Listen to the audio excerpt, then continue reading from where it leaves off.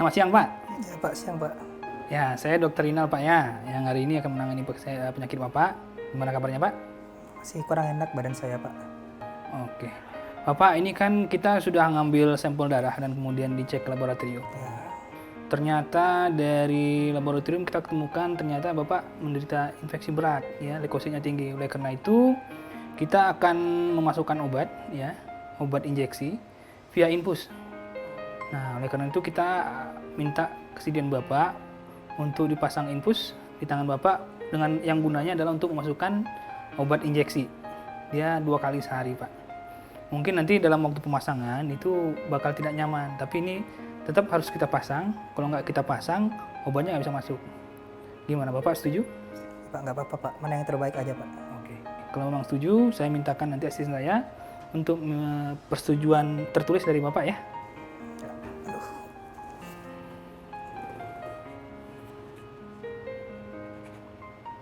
Oke, terima kasih.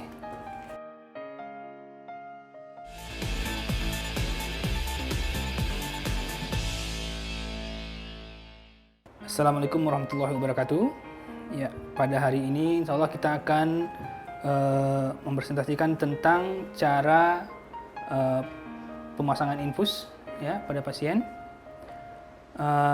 Di akhir pembelajaran itu diharapkan mahasiswa bisa tahu indikasi, kemudian kontraindikasi dan kemungkinan komplikasi yang muncul, dan kemudian tahu cara tempat di mana tempat memasang dan cara memasang yang benar infus pada pasien. Untuk alat, ya, untuk APD kita pertama untuk cuci tangan menggunakan alkohol, cuci tangan, kemudian ada handscoon yang non steril, kemudian ada masker, kemudian infus set yang kita gunakan itu ada yang namanya blood set. Blood set ini dia terdiri dari 2 chamber, ya. Chamber yang keduanya itu adalah filter. Filter ini fungsinya untuk memfiltrasi debris-debris dan kemungkinan bekuan-bekuan darah sehingga tidak masuk ke dalam saluran darah. Kemudian ada yang infuset yang biasa, itu ada 2 macam, ada yang microset dan ada yang makro. Di mana mikro ini biasanya kita gunakan pada anak-anak, di mana 60 tetesnya itu mewakili dari 1 cc, sementara yang makro itu 15 tetes itu mewakili 1 cc. Kemudian di sini juga ada kasa steril, ada swab alkohol, ada gunting dan tape untuk fiksasi ya. Kemudian ada tourniquet atau stwinger ya.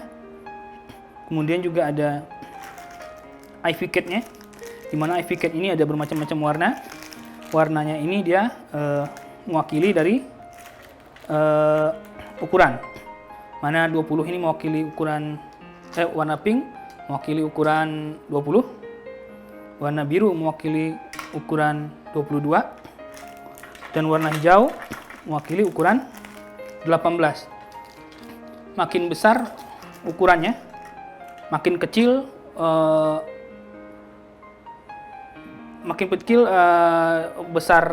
besar dari kateter pada aboket. Ini ada bengkok untuk tempat buang sampah. Di sini ada tiang infus untuk tempat menggantungkan infus. Ini ada cairan infus, di mana cairan infus ini bisa kita gunakan bermacam-macam. Itu seperti koloid, kristaloid ya, sesuai dengan kebutuhan pasien.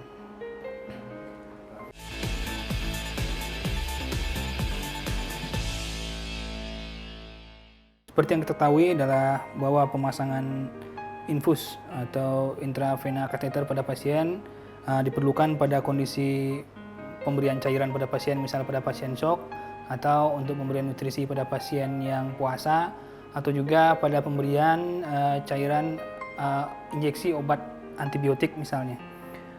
Untuk lokasi pemilihan itu sebaiknya kita pilih pembuluh venanya yang lebih ke perifer ya, yang lebih jelas, lebih besar, dan kalau bisa kita mulai dari distal dulu ya, dari distal maksudnya dari bawah.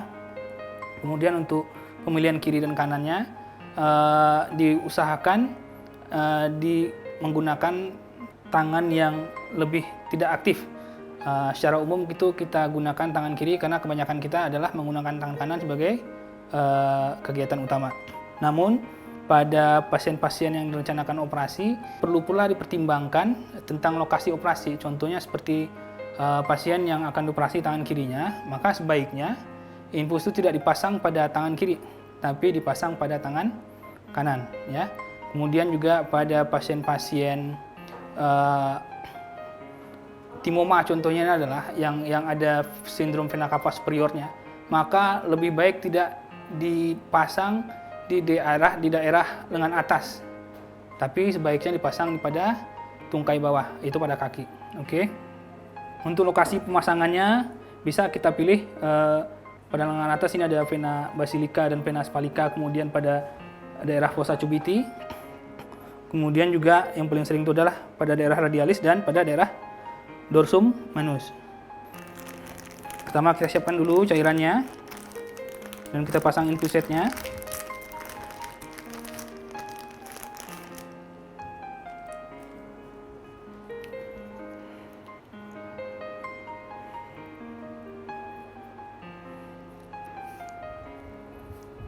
Pastikan alirannya tertutup dulu,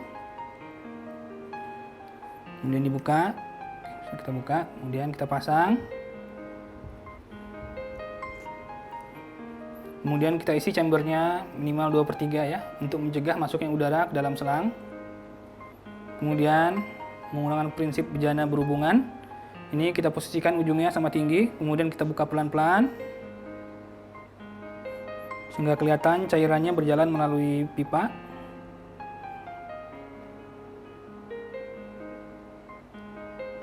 Oke, begitu cairan sudah nampak ke ujung, ya.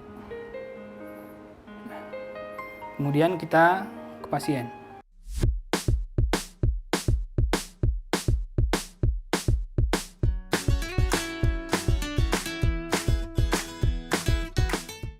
Kemudian kita pilih dulu vena mana yang akan kita ambil. Pada saat ini saya akan memilih vena pada dorsum manus pada pasien ya.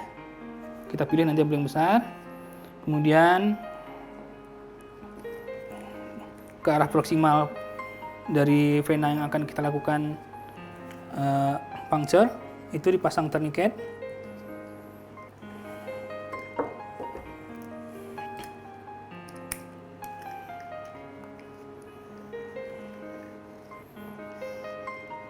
Kemudian pasien disuruh mengepal dan membuka tangannya ya, berulang kali sehingga pembuluh vena itu nampak jelas.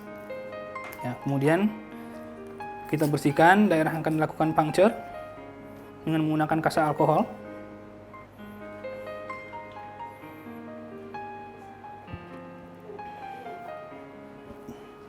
Pada pasien dewasa, biasanya kita gunakan nomor 20 atau nomor 18 G.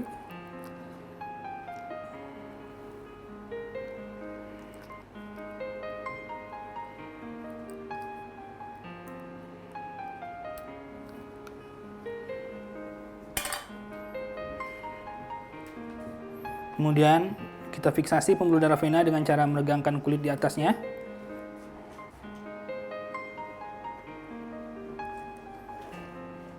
Dengan sudut 30 sampai dengan 45 derajat, arah bevel menghadap ke atas. Sebelumnya kita informasikan pasien bahwa kita akan melakukan penyuntikan. Ya, Pak, maaf ya. Kita akan melakukan pemasangan infus. Saya suntik sedikit, mohon maaf, ditahan sedikit Pak ya. Oke.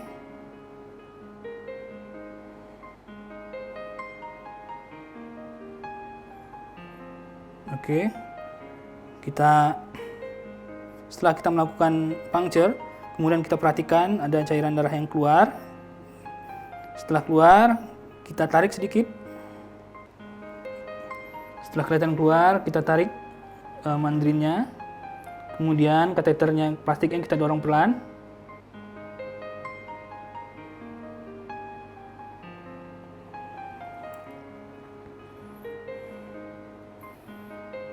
Kemudian kita sambungkan.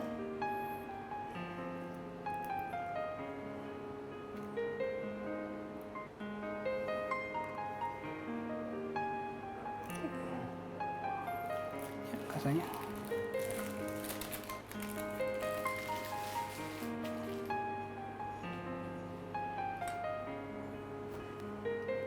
Kita lepaskan turniketnya.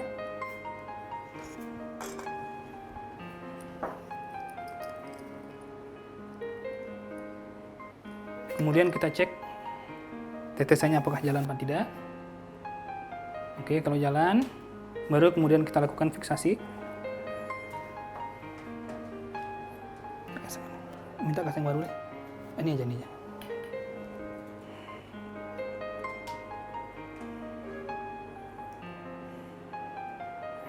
Bisa fiksasi. Fiksasi. Pita.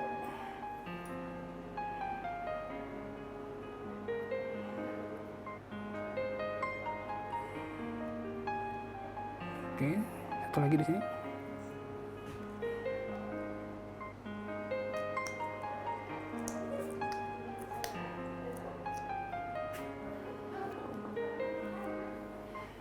Oke.